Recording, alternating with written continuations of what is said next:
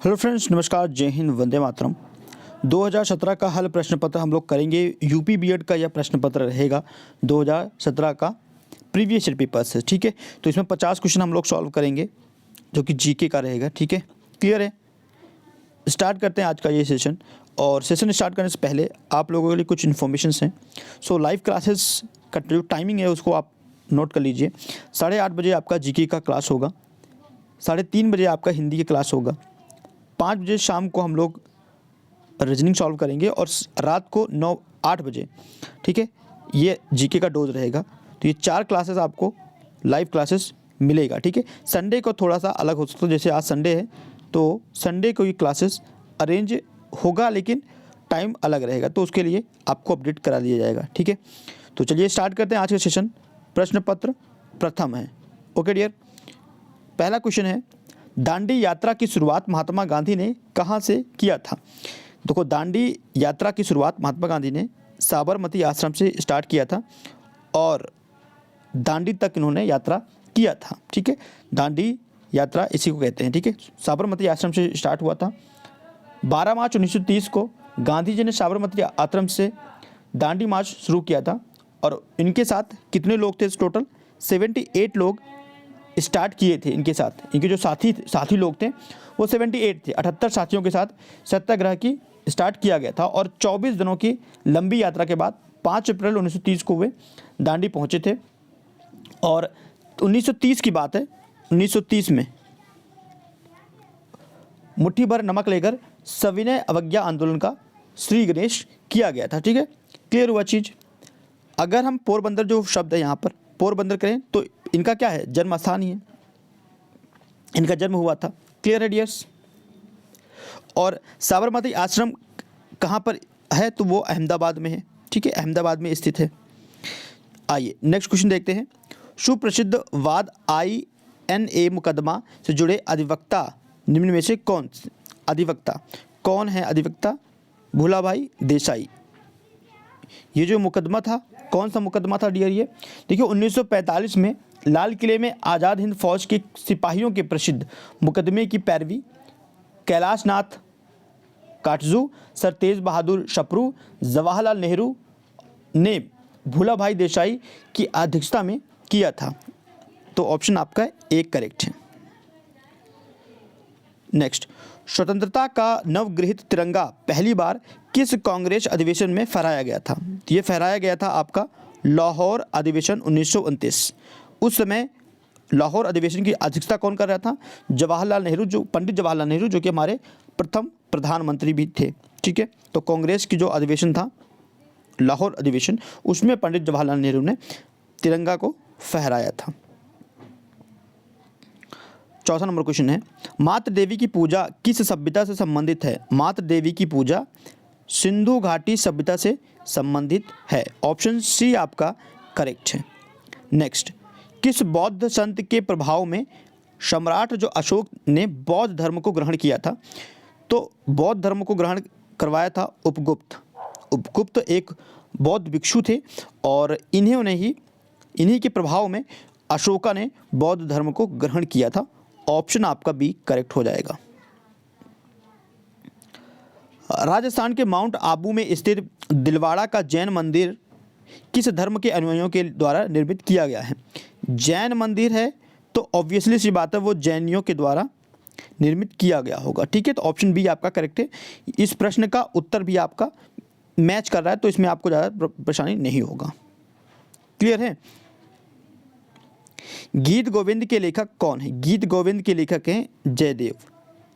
काफ़ी easy question पूछा जाता है, बट ये है कि हाँ, ऑप्शंस काफ़ी मिला जुला रहता है तो आपको परेशानी हो सकता है। तो आपको स्टडी तो करना ही होगा अगर आप बीएड की प्रिपरेशन करना चाहते हैं, चाहे वो आपका दिल्ली बीएड हो या फिर BHU हो जो BHU करवाता है, या AU हो इलाहाबाद यूनिवर्सिटी जो BH करवाता है, या फिर बिहार का हो, उत्तर प्रदेश को, सभी बीएड की प्रिपरेशन आप कर सकते हो यहाँ से। तो जयदेव ने, गीत गोविंद के लेखक कौन है? जयदेव। अच्छा, कल्हड़ ने किसकी रचना की था? राजतरणी। किसकी किया था? राजतरणी। अच्छा, कल्हड़ के द्वारा जो पुस्तक थी राजतरणी, तो इसमें किसका उल्लेख मिलता है हमें? कश्मीर का इतिहास का। कश्मीर के इतिहास के बारे में हमें पता लगता है। क्लियर है, कश्मीर के इतिहास के बारे में। नेक्स्ट क्वेश्चन डियर, दिल्ली का कौन सा सुल्तान था जिसने खलीफा से किसी प्रकार की पदवी ग्रहण नहीं किया था? वो थे आपके अलाउद्दीन खिलजी। कौन थे?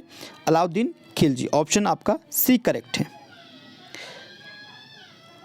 नेक्स्ट क्वेश्चन, हमारे सौरमंडल का कौन सा ग्रह आकार में पृथ्वी के समान है? आकार में पृथ्वी के समान है। सौरमंडल का कौन सा ग्रह है? कौन सा ग्रह है भैया? शुक्र ग्रह है। क्लियर है, शुक्र ग्रह। इस शुक्र ग्रह को पृथ्वी की बहन भी कहते हैं। पृथ्वी की बहन, अगर आपसे पूछा कि पृथ्वी का बहन किसे कहते हैं तो शुक्र को कहते हैं। ठीक है, शुक्र की पृथ्वी का बहन या भगिना वर्ड यूज होता है एग्जामिनेशंस में, भगिना वर्ड। तो पृथ्वी की जो बहन है वो है शुक्र। अच्छा, जो ये शुक्र है ना और ये बुध है, ये दोनों सूर्य के सबसे निकटतम हैं। जैसे सूर्य है, उसके बाद बुध, फिर आपका शुक्र, ठीक है, फिर आपकी पृथ्वी, फिर आपका मंगल, ऐसे अरेंज हुआ है। तो सूर्य के सबसे निकट होने के कारण इन दोनों ग्रहों के पास कोई भी उपग्रह नहीं है। इन दोनों ग्रहों के पास कोई भी उपग्रह नहीं है। नेक्स्ट क्वेश्चन यही बन रहा है, निम्न में से किस ग्रह के अपने उपग्रह नहीं है? किस ग्रह के अपने उपग्रह नहीं है? बुध, नेपच्यून, प्लूटो और बुध। बुध करेक्ट ऑप्शन हो गया। बुध और शुक्र दोनों के पास नहीं है। क्यों नहीं है? क्योंकि ये सूर्य के सबसे निकटतम है और सूर्य के निकट होने के कारण, सूर्य के तेज के कारण इनका कोई अपना उपग्रह नहीं है। वायुमंडलीय दशा के अध्ययन को क्या कहता है? वायुमंडलीय दशा के अध्ययन को क्या कहते हैं? मेटोलॉजी। क्या कहलाता है भाई? मेटोलॉजी कहलाता है। ठीक है, देखो एस्ट्रोलॉजी ये क्या है? एस्ट्रोलॉजी ब्रह्मांड की वस्तुओं एवं मानव जीवन पर प्रभाव के अध्ययन को हम लोग एस्ट्रोलॉजी बोलते हैं। एस्ट्रोलॉजी, ठीक है।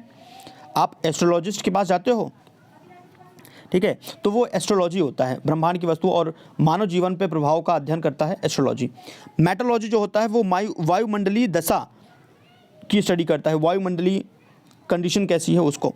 सिस्मोलॉजी जो होता है वो भूकंप से संबंधित होता है। ठीक है, भूकंप की अगर स्टडी करना है तो आपको सिस्मोलॉजी, मतलब भूकंप की स्टडी अध्ययन को सिस्मोलॉजी कहते हैं।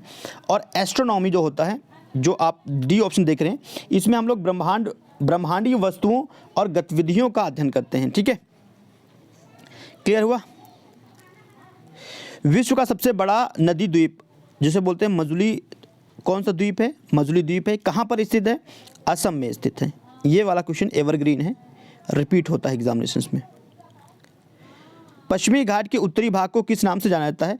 पश्चिमी घाट की उत्तरी भाग को किस नाम से जाना जाता है? कोरामंडल तट, मालाबार तट, कोंकण तट या फिर उत्तरी सरकार। 4 ऑप्शंस गिवन है और आपका जो राइट आंसर बनेगा वो है कोंकण तट। कौन सा डियर? कोंकण तट। पश्चिमी घाट के उत्तरी भाग को कोंकण तट कहते हैं। Okay dear. किस प्रजाति के वृक्ष नीलगिरी में समान रूप से मिलते हैं? किस प्रजाति के वृक्ष नीलगिरी में समान रूप से मिलते हैं?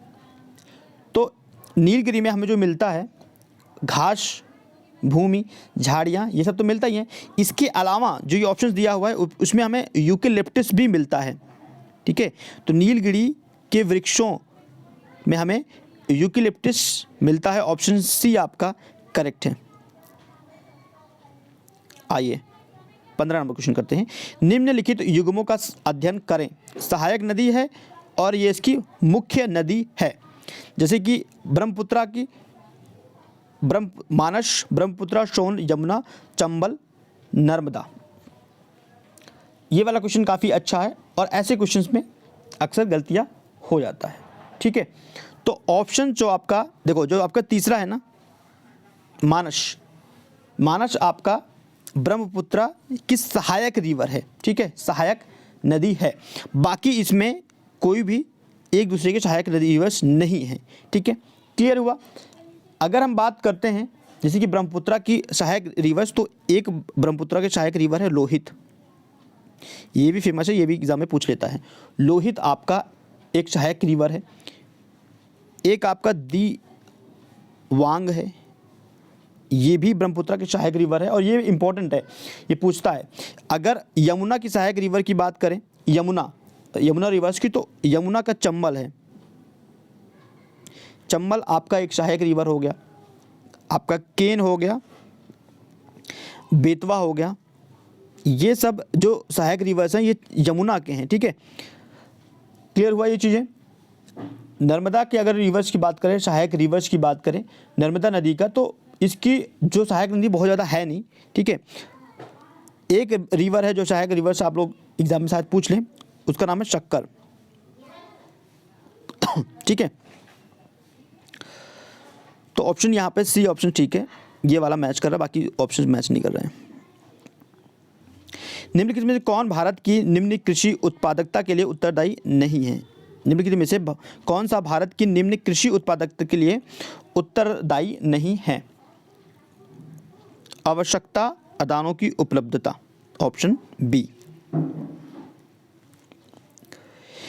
इनमें से कौन सा लोकतांत्रिक व्यवस्था के लिए अपरिहार्य है? लोकतांत्रिक व्यवस्था के लिए, जैसे हमारा जो कंट्री है वो डेमोक्रेटिक कंट्री है, लोकतांत्रिक देश है, तो उसमें क्या क्या जरूरी होता है? लोकतांत्रिक देश अगर है तो उसमें स्वतंत्रता होनी चाहिए, निष्पक्ष चुनाव होना चाहिए, अवसर की समानता होनी चाहिए। सभी को, आप देखो अवसर की समानता का मतलब होता है सभी की इक्वालिटी होनी चाहिए। सभी लोग, अगर मान लीजिए सरकारी नौकरी के फॉर्म निकलता है तो उसमें ये बाध्यता नहीं होना चाहिए कि भाई ये लोग भर पाएंगे फॉर्म, ये भर पाएंगे, सभी लोग फॉर्म भर पाएंगे। तो अवसर की समानता होनी चाहिए, अधिकारों की सुरक्षा होनी चाहिए। हमारे जो संविधान में उसमें मौलिक अधिकार दिए हुए हैं, तो अधिकारों की सुरक्षा भी है।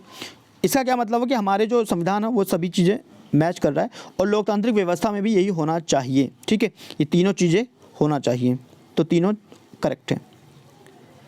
संविधान की किस तिथि को पूर्णतः बनकर तैयार हुआ था? देखो 26 नवंबर, 18 नंबर क्वेश्चन है। 26 नवंबर 1949, 26 नवंबर 1949, ठीक है। सी ऑप्शन करेक्ट है आपका। 26 नवंबर 1949 को पूर्णतः बनकर तैयार हुआ था, लेकिन लागू नहीं हुआ था। लागू कब हुआ था? 26 जनवरी 1950, 26 जनवरी 1950 को लागू कर दिया गया था, ठीक है। बन के तैयार हुआ था, कब हुआ था? 26 नवंबर 1949। भारत के संविधान में मौलिक अधिकार हैं, भारत के संविधान में मौलिक अधिकार हैं। तो भैया जब हमारा संविधान बना था ना, तभी से मौलिक अधिकार हैं, और टोटल जो मौलिक अधिकार थे कितने थे? 7 थे।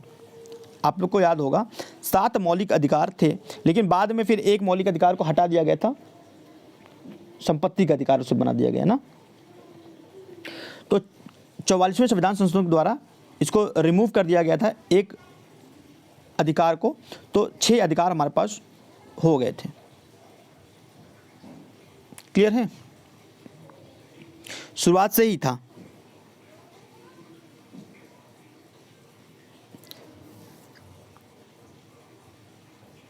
आइए 20 नंबर क्वेश्चन देखते हैं। भारतीय संविधान के किस अनुच्छेद के द्वारा यह शर्त लगाई गई कि राज्य के नीति निर्देशक सिद्धांत किसी न्यायालय द्वारा लागू या वाद योग्य नहीं होगा? ये आपका है 20 नंबर क्वेश्चन। तो अनुच्छेद 37 में यह प्रावधान है, अनुच्छेद 35 में यह प्रावधान कहा गया है, ठीक है। नीति निर्देशक सिद्धांतों को वाद आयोग बताता है, अनुच्छेद 37। भारत के संविधान के अंतर्गत नीति निर्देशक सिद्धांतों का मुख्य उद्देश्य, नीति निर्देशक सिद्धांतों का मुख्य उद्देश्य एक लोक कल्याणकारी राज्य की स्थापना करना, नीति निर्देशक सिद्धांतों का मुख्य उद्देश्य होता है। शाक्य दर्शन के प्रवर्तक हैं, शाक्य दर्शन के प्रवर्तन हैं, शाक्य दर्शन के प्रवर्तन हैं कपिल, ओके। सामूहिक उपभोग, सामूहिक उपभोग, सामूहिक मतलब ग्रुप में कुछ भी चीज़ को उपभोग करना। सामूहिक उपभोग का अर्थ क्या है? घरेलू खपत, व्यक्तिगत खपत, स्वखपत ये देश के नागरिक द्वारा की गई खपत। क्या है? घरेलू खपत। सामूहिक उपभोग का मतलब होता है घरेलू खपत।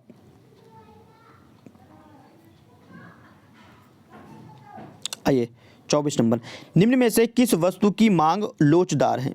किस वस्तु की मांग लोचदार है? विद्युत, औषधि, चावल, दियासलाई की डिबिया। तो वस्तु की मांग लोचदार है राइस। ठीक है। नकदी रिजर्व अनुपात और खुली बाजार क्रिया निम्नलिखित में से किसका उदाहरण है? नकदी रिजर्व अनुपात और खुली बाजार की क्रिया, ये एग्जाम्पल्स हैं आपका मौद्रिक नीति का। किसका एग्जाम्पल्स है? मौद्रिक नीति का। किसके उपकरण है?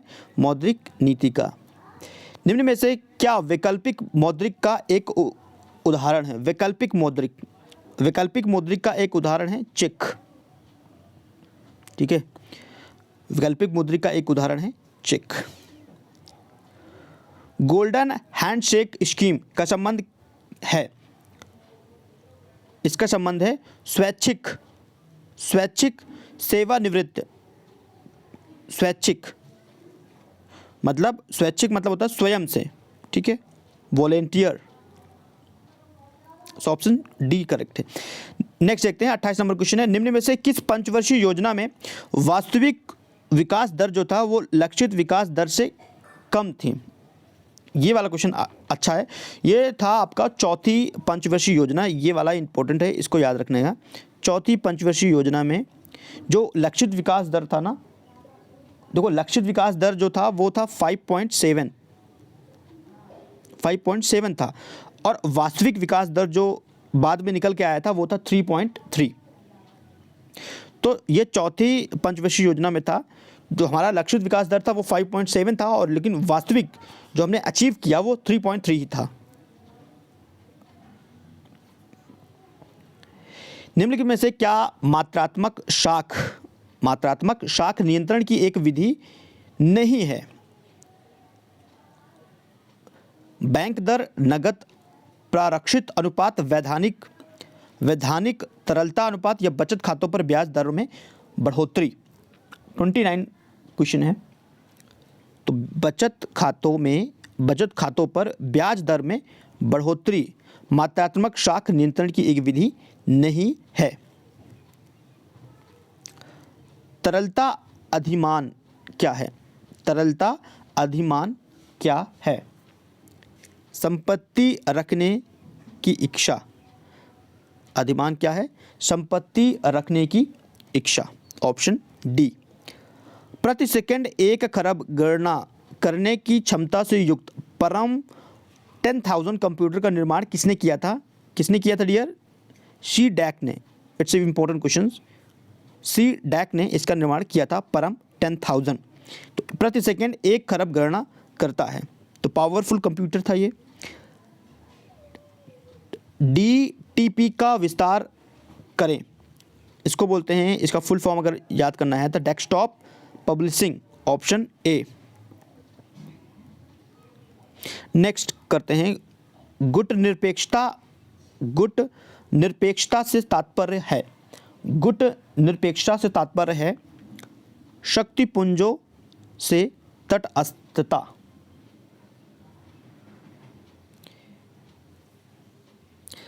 गुट निरपेक्ष आंदोलन की शुरुआत जो हुआ था वो 1961 में हुआ था। डेट इंपॉर्टेंट है। और इसका पहला सम्मेलन कहाँ पे हुआ था? बेलग्रेड में हुआ था। कहाँ पे हुआ था? बेलग्रेड।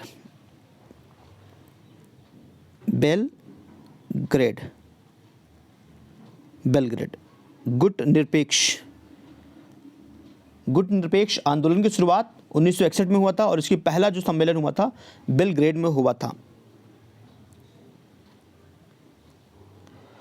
भारत संयुक्त राष्ट्र का सदस्य कब बना था? संयुक्त राष्ट्र जब इस्टेब्लिश किया गया था ना 1945 में, तब से ही भारत इसका सदस्य है। मतलब 1945 से ही भारत संयुक्त राष्ट्र संघ का सदस्य है। संयुक्त राष्ट्र संघ की महासभा के अनुसार किस तिथि को अंतर्राष्ट्रीय शांति दिवस मनाया जाता है? अंतर्राष्ट्रीय शांति दिवस मनाया जाता है, कब मनाते हैं हम लोग अंतर्राष्ट्रीय शांति दिवस? 21 सितंबर को। संयुक्त राष्ट्र संघ की महासभा के अनुसार 21 सितंबर को राष्ट्रीय शांति दिवस के रूप में हम लोग मनाते हैं। विश्व व्यापार संगठन का मुख्य उद्देश्य क्या है? इसका मुख्य उद्देश्य है विश्व व्यापार की मात्रा में वृद्धि करना और प्रतिबंधों की समाप्ति। ठीक है, विश्व व्यापार संगठन का मुख्य उद्देश्य है विश्व व्यापार की मात्रा में, विश्व के जो व्यापार हैं उनमें वृद्धि करना और प्रतिबंधों की समाप्ति करना। निम्नलिखित में से कौन सा पुरस्कार खेल रत्न में प्रशिक्षण के लिए दिया जाता है? खेल रत्न में प्रशिक्षण के लिए दिया जाता है, ये वाला इंपॉर्टेंट है। द्रोणाचार्य अवार्ड, द्रोणाचार्य पुरस्कार युवा एवं खेल मंत्रालय द्वारा, भारत सरकार द्वारा खेल के क्षेत्र में उत्कृष्ट प्रशिक्षण एवं के लिए प्रशिक्षक को दिया जाता है। जो भी गुरु होते हैं ना, उनको दिया जाता है, जो ट्रेनिंग देते हैं खिलाड़ियों को, तो द्रोणाचार्य अवार्ड उन्हें मिलता है। ठीक है, जो द्रोणाचार्य थे वो अर्जुन, नकुल, सहदेवा, भीम इन सब के गुरु थे। अर्थशास्त्र का नोबेल किसके द्वारा दिया जाता है? Alfred Nobel, Swedish central bank, Nobel committee, विश्व बैंक। इंपॉर्टेंट है। देखो, अर्थशास्त्र के क्षेत्र में नोबेल पुरस्कार देने की शुरुआत स्वीडन सेंट्रल बैंक के द्वारा स्टार्ट किया गया था। तो ये वाला क्वेश्चन इंपॉर्टेंट है और इसको याद भी करना है आपको। स्वीडन सेंट्रल बैंक के द्वारा स्टार्ट किया जाता है इकोनॉमिक में नोबेल देना। और कब स्टार्ट किया गया था? तो 1968 में 1968 में इसको स्टार्ट किया गया था। और ये पुरस्कार दिया कहाँ जाता है? तो स्टॉकहोम में, स्टॉकहोम। ठीक है, स्टॉकहोम में ये वितरित किया जाता है। 1968 में शुरुआत किया होता। मूर्ति देवी साहित्य पुरस्कार किसके द्वारा दिया जाता है? मूर्ति देवी साहित्य पुरस्कार किसके द्वारा दिया जाता है? साहित्य अकेडमी के द्वारा, साहित्य अकेडमी के द्वारा दिया जाता है। संयुक्ता प्रणिग्रही का संबंध किस नृत्य से है? किस नृत्य से है? यह आपका उड़ीसी नृत्य से संबंधित है। डांस एग्जामिनेशंस के हिसाब से काफ़ी इंपॉर्टेंट है, तो इसको याद करना है आपको। विश्व के 7 प्रमुख सागरों को पार करने वाली प्रथम महिला कौन है? Bula Chaudhary. Common and easy unimportant question. Free throw का संबंध किस खेल से संबंधित है? फ्री थ्रो ये आपका संबंधित है बास्केटबॉल से। किससे है डियर? बास्केटबॉल से संबंधित है फ्री थ्रो। जैसे आपसे पूछे यॉर्कर किससे संबंधित है? तो क्रिकेट से संबंधित है। स्पेल ऑन द टाइगर पुस्तक किसके द्वारा लिखी गई है? ये लिखा गया है सैयद माउंट गोबरी के द्वारा। Option C, spell on the tiger. रंग वर्णता किस प्रकार का रोग है?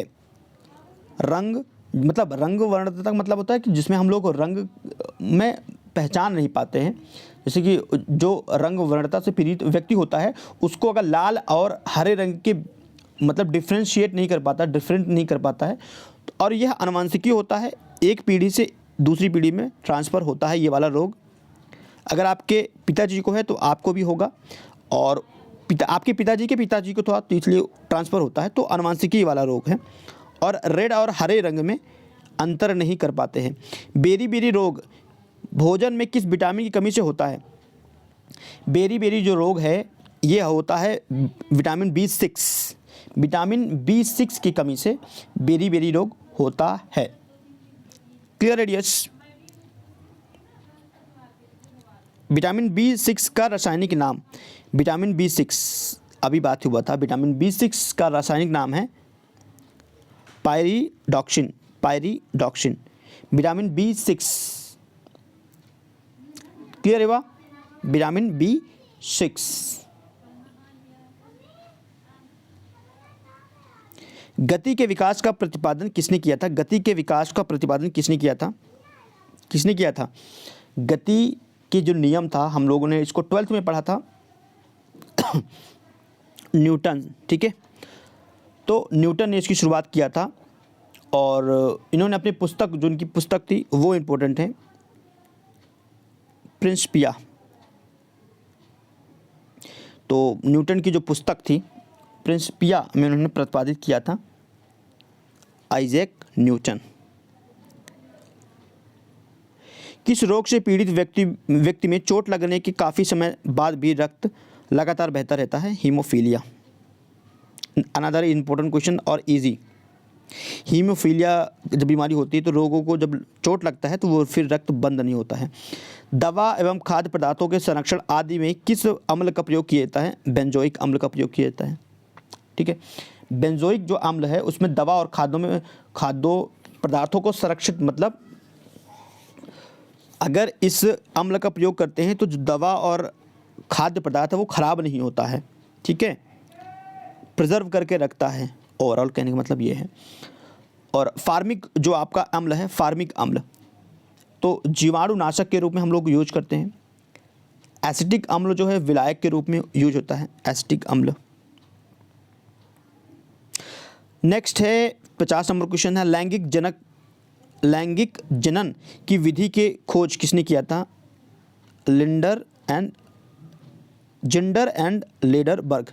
ये वाला इंपॉर्टेंट है और अच्छा क्वेश्चन है। लैंगिक जनन की विधि की खोज किया था जिंडर एंड लेडरबर्ग।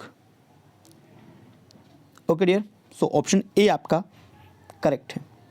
क्लियर हुआ?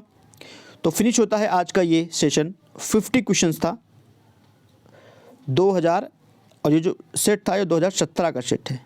2017 में ये क्वेश्चन आया हुआ था। इस सेशन को आपको लाइक करना अगर आप पहली बार आते हैं, शेयर करना अपने मित्रों के साथ।